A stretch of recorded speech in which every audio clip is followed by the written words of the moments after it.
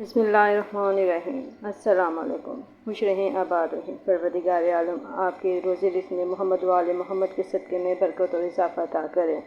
आज मैं जो रेसिपी आपसे शेयर करने लगी वो है तुरई और आलू। तुरई और आलू की भुजिया मैं आज बनाने लगी हूँ। ये एक डिफरेंट रेसिपी है मेरी।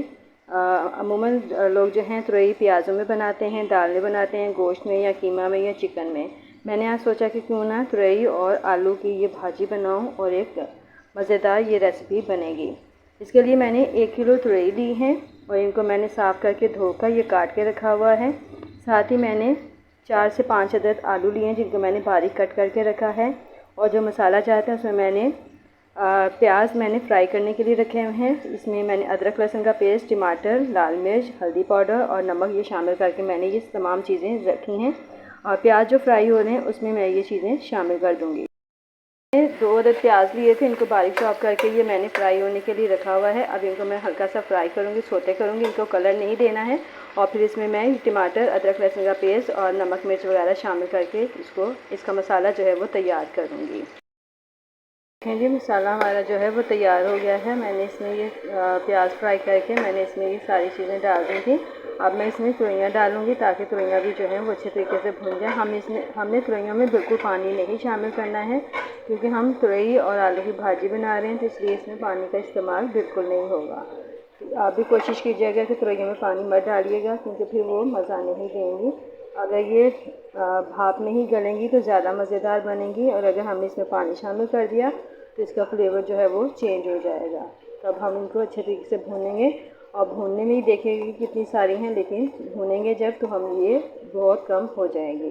तो यही इनकी पहचान है कि ये उस सूरत में गल चुकी होती हैं। ये देखें, सारा मसाला मिक्स करेंगे और हम इनको 10 से 15 मिनट तक भूनेंगे। ये देखें जी, तुरई मैं भून रही हूँ। तुरैयों ने अपना पानी बहुत ज़्यादा छोड़ दिया है। अब इसका पानी खुश्क होगा, ये इसी पानी में ये गल भी जाएंगी। अब इसी स्टेज पर मैं ये आलू भी यहाँ पे शामिल कर देती हूँ ताकि आलू भी अच्छे तरीके से भुन जाए और ये भी साथ में गल जाएंगे। और इसी पानी में ही हमने इनको गलाना है। हमने इसमें एक कतरा पानी का नहीं डालना, ये सब्ज़ी का अपना पानी है और इसी में ये सारी सब्ज़ी जो है वो गल जाएगी। ये देखें, ये सारी इसमें फिर गल जाएगी। ये इसी तरीके से आपने इसको भूनते रहना ताकि पानी भी खुश्क हो जाए। इसको ढाँप दें। ये देखें जी, पानी खुश्क हो गया है और एक तुरई और आलू दोनों गल चुके हैं। अब मैं इसको 5 से 10 मिनट के लिए, ये देखें आलू गल चुके हैं, तुरैयाँ भी गल चुकी हैं। 5 से 10 मिनट तक मैं इनको भूनूंगी ताकि ये जो पानी इसका बाकी तुरैयों का है ये भी खुश्क हो जाए और ऑयल जो है वो अलग हो जाए। यहाँ पे इस स्टेज पे आके अब हम इसको और मज़ीद 10 से 15 मिनट तक के लिए भूनेंगे। यकीनन आपको मेरी ये रेसिपी पसंद आ रही होगी। आप भी इसी तरीके से रेसिपी को फॉलो कीजिएगा।